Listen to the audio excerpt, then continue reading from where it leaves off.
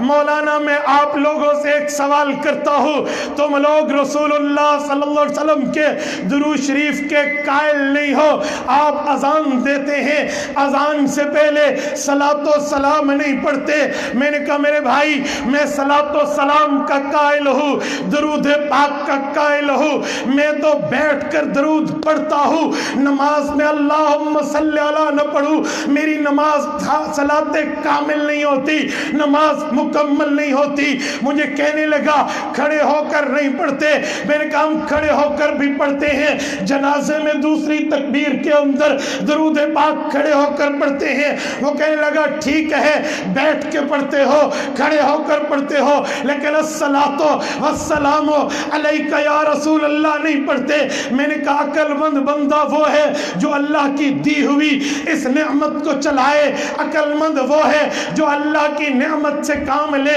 جب اللہ پاک نے بتا دیا ہے تو اس طریقے پر پڑھیں گے۔ اور درود پاک کیا ہے، صلاۃ و سلام کیا ہے، درود پاک کا اصول یہ ہو دیا جاتا ہے، دور ہو بھیجا جاتا ہے، دور سے بھیجا جاتا ہے، قریب میں پہنچایا جاتا ہے۔ ہم جب یہاں ہوتے ہیں ادھر حضور پاک کے روضے سے دور ہوتے ہیں، اللہم صلی کہہ کر اللہ کے ذریعے تحفہ حضور تک بھجواتے ہیں۔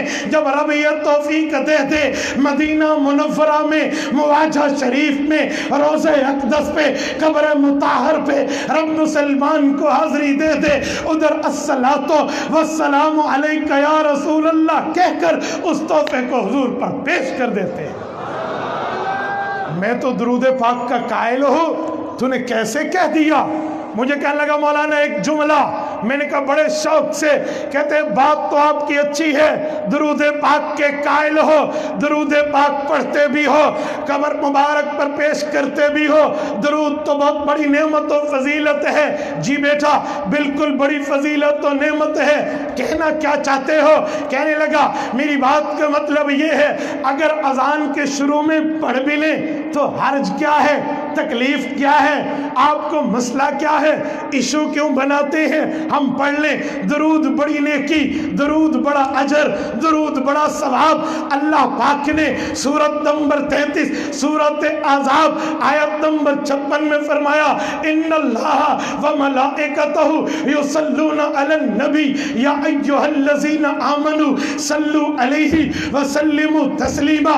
رب نے کہہ دیا میں بھی درود پڑھتا ہوں، فرشتے بھی پڑھتے ہیں، ایمان والو تم بھی درود و سلام پڑھو۔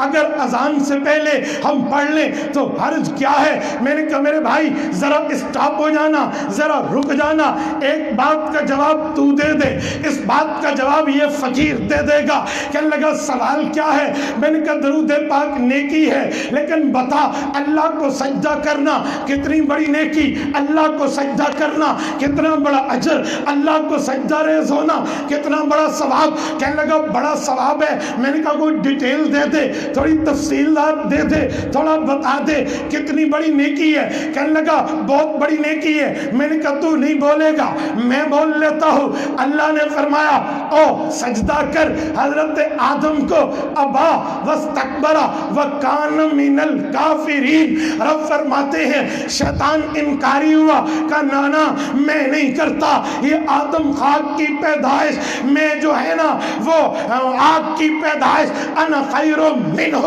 میں بہتر، میں افضل، میں نہیں کرتا۔ رب نے کیا کیا؟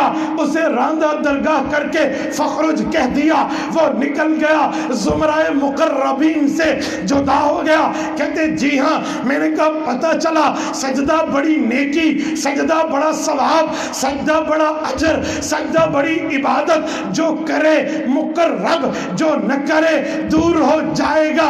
کہتے جی ہاں۔ میں نے کہا میرے بھائی اب بتا صبح کے فرض کتنے؟ کہتے دو۔ میں نے کہا ایک رکعت میں سجدے کتنے؟ کہتے دو۔ میں نے کہا کل ملا کر دو فرضوں کے سجدے کتنے؟ کہتے چار۔ میں نے کہا مسئلہ حل ہو گیا، تو کل سے 5 سجدے کیا کر، 5 سجدے کر لے۔ کہتے کیوں؟ میں نے کہا کیوں بھائی؟ کہتے وہ تو 4 ہیں۔ میں نے کہا 5 ہو جائے گا، حرج کیا ہے، تکلیف کیا ہے، مسئلہ کیا ہے؟ ایشو کیا بناتا ہے، 5 کر لے بڑا ثواب ہے، کہتے ہیں نہیں کرنا۔ میں نے کہا خیال کرنا، اس نے بھی سجدے سے انکار کیا تھا، ابا واستکبرا، معاملہ الٹ ہو گیا تھا۔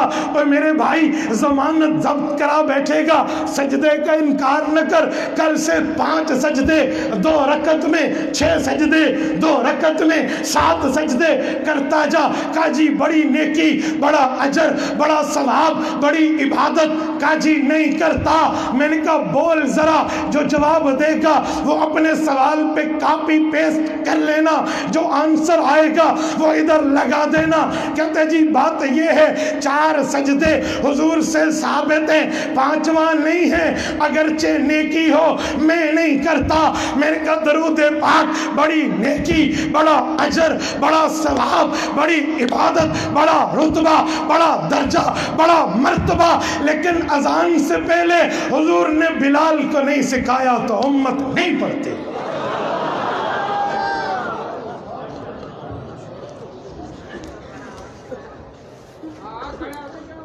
کوئی لاکھ بگڑے 1000 روٹھے، غضب میں آئے یا تل ملائے، کسی کے روکے حق کا پیغام کب رکا ہے جو اب رکے۔